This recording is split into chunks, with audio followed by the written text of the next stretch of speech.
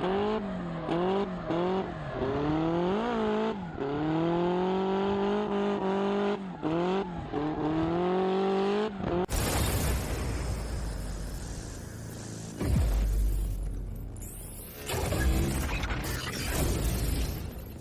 name is Joel Dufkus. I'm the automotive instructor here at Meadows High School. I've been in the automotive field since about 2002.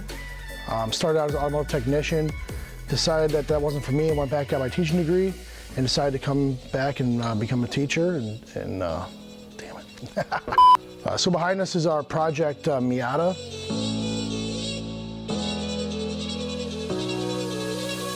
Affectionately known as the Mazdarati around here. It's a 1999 Mazda Miata that started out life as my brother-in-law's car, actually. He drove it through Chicago winters since new, pretty much, so since '99. And when he was getting rid of it, he decided to give it over to me.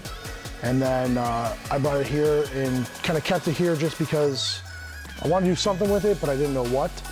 And after a while, we decided that let's build a drift car out of it.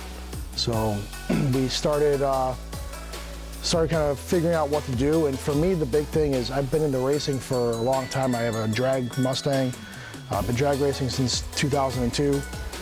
And I've done the street stuff and things like that, which is not good, you know, especially the way cars are now. But street drifting was kind of big, but I didn't want to promote that through my program.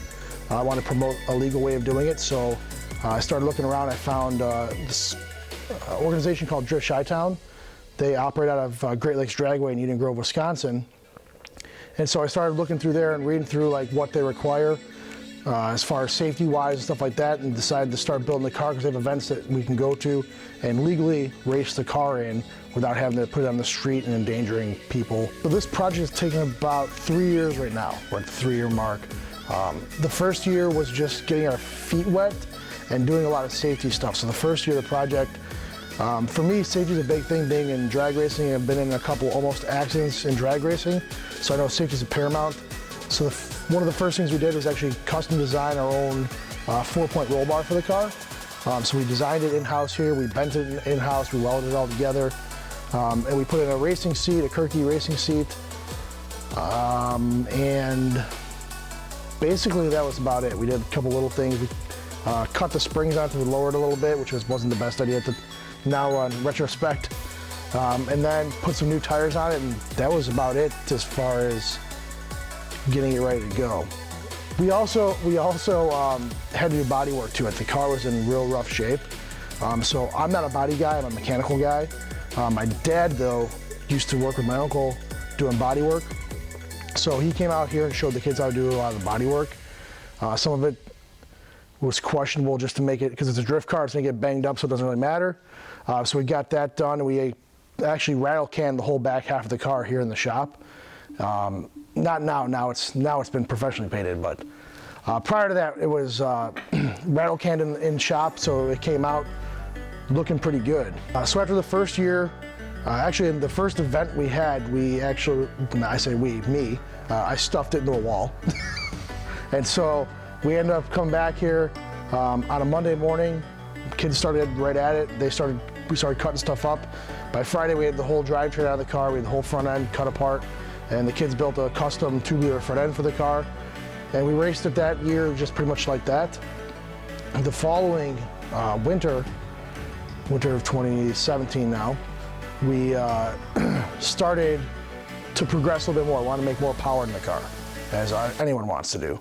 So started looking around, calling up some companies that I've dealt with in the past and stuff, and got in touch with the company CX Racing, and they gave us a good deal on a turbo manifold, a turbo, and then just a basic universal intercooler kit, because our whole front of the car is all custom, so we can't use anything that's built for a Miata pretty much anymore. So we put a turbo kit on the car. We did a Mega Squirt ECU. We did full force 640cc injectors, and that's about it there. So we put that all together, got it running, no problem actually. First fire, it went. I went to the track a few times for some of their testing tunes, and we tuned the car all on the track. We didn't do any dyno tuning or anything like that.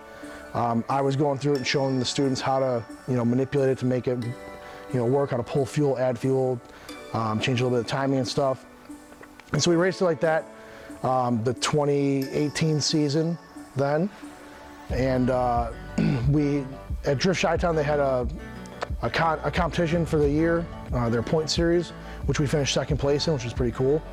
And then we had an event, a big event last year called Drift Chi-Town Hostile Takeover, which we shut down Great Lakes Dragway, the track, and we just drifted the whole time. So we used the staging lanes in the pit area to drift.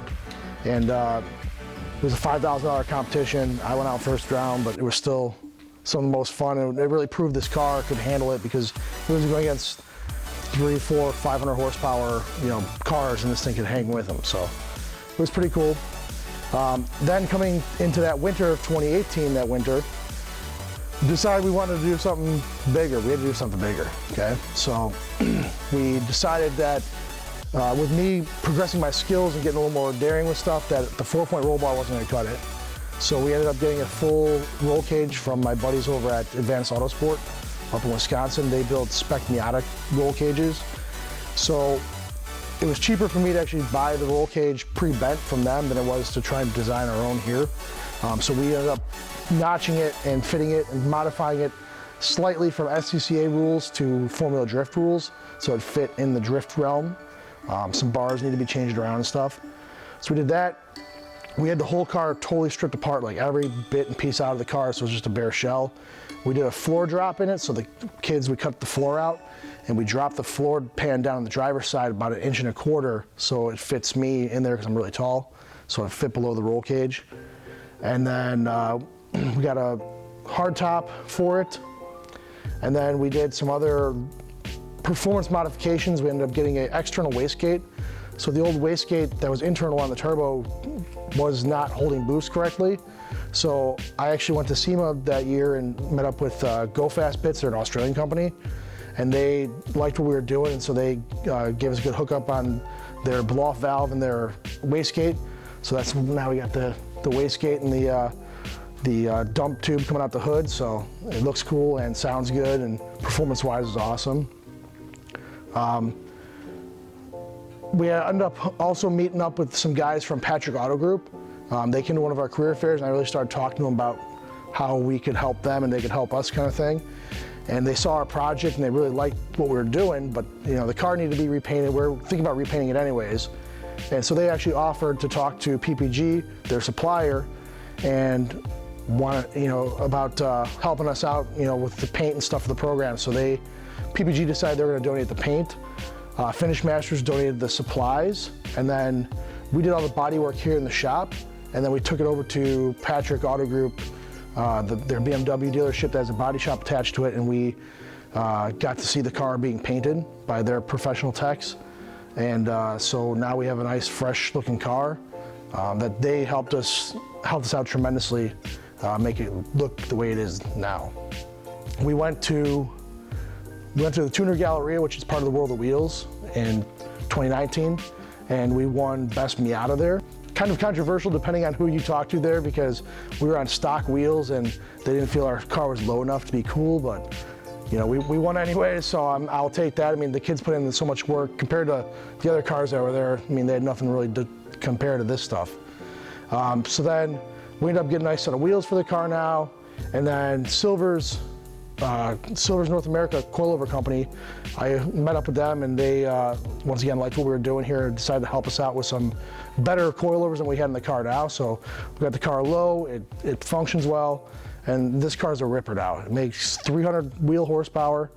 It weighs 2,016 pounds without the driver in it, and it's one of the fastest cars I've been in. And I have a 700 horsepower 9-second Mustang, so.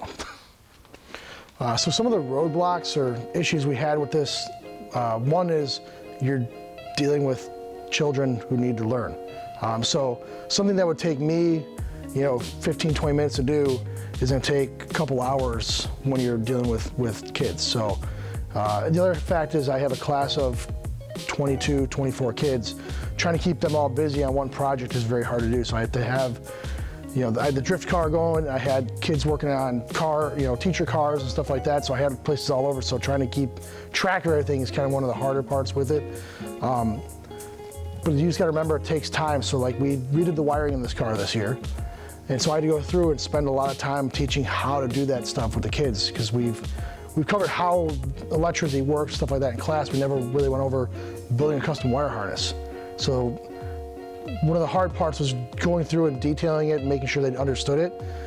And then for me, I'm kind of a perfectionist in some of this stuff, and I just want things done a certain way. So then making sure that they understand, like, this is the way it needs to be, so that it looks good and it functions well. Because the main theory behind this whole car was we want it to look good, but it also has to be functional to repair at the track if we need to. So trying to make both of those, you want it to look nice, like, ooh, we can tuck all the wires and hide them and make it look all fancy. But then at the track, if something happens, we need to repair something, we need to be able to get to it real quick. Other roadblocks have just been time, really, too. We're on a block schedule here, so we have class every other day. So I had one advanced class last year that worked in this car, so we only met every other day. So trying to get this car done on a time schedule was really hard due to not having a ton of time. This project, I think, means a lot to me and my students. It's been a way for us to kind of connect. Certain kids that never got involved in some things really liked the idea of doing this car, and so they got involved when they typically haven't been involved in the past, which has been cool. Being able to pass down my knowledge and skills is what I really get out of it. That's one of the reasons I became a teacher, is because I wanted to be able to pass it down. I don't want to just hoard all the knowledge and stuff like that. So being able to teach them and then be able to see them take those skills and progress through their life really makes it worth it to me. So I mean, this is my car. I spend all my money on it. The school doesn't have any involvement in it other than the students here work on the car. So they get to build their own car. And one of the premises behind this was showing them how to build a car when you don't know where to start. And so they understand, I had to figure this all out myself, but now I get to pass it on to them and show them how to do it. And some of the kids can't afford a project car. This is their project car that they get to do. They take a lot of pride in the car. When we've been to shows and stuff like that, a lot of the kids will show up and they'll hang out the whole time. I mean, there's days if we go to a show, we might be there for 8 hours, and there's kids there for 8 hours talking to people, showing off their work. They really love showing off the work they did, and they're very proud of it. And it's just kind of a community thing. Like, we all get behind it. We like working on the car, like show. Okay. Hopefully, is that gonna screw up the audio or? Yeah. So this project means a lot to my students and myself. I love being able to pass on my knowledge. So I mean, to me, it's a way to show the kids how to build a car properly, where to spend the money, where you need to spend a ton of money, where you can get by with some cheaper kind of parts and make do with stuff.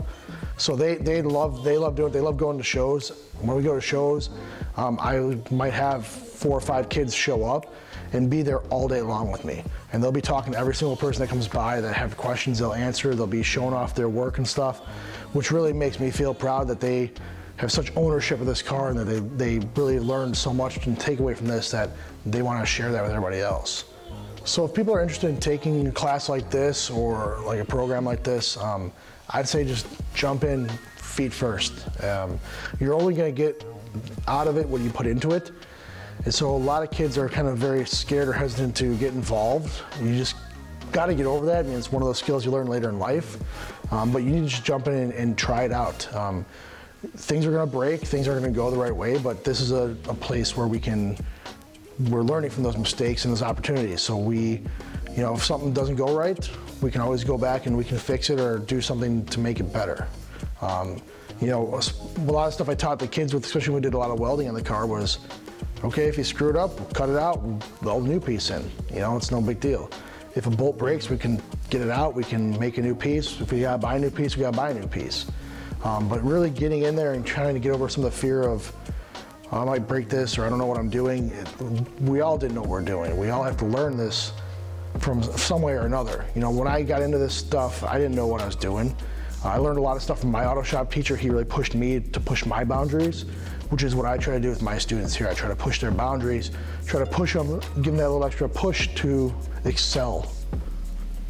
So we've had about 3 years of this going on now, and so I have 3 different kind of sets of students. If I could say something to them, I would just say that they've done a phenomenal job, and I'm very proud of everything they've done. They've taken my vision and produced a product out of it, and I hope that they've learned as much as they can along the way. And I know the ones that have graduated already that I still keep in touch with, I mean, they're doing great things. They're utilizing the skills that they learned here to push their careers and make the most they can for their lives, and that's all I can ask for, and that's why I do what I do.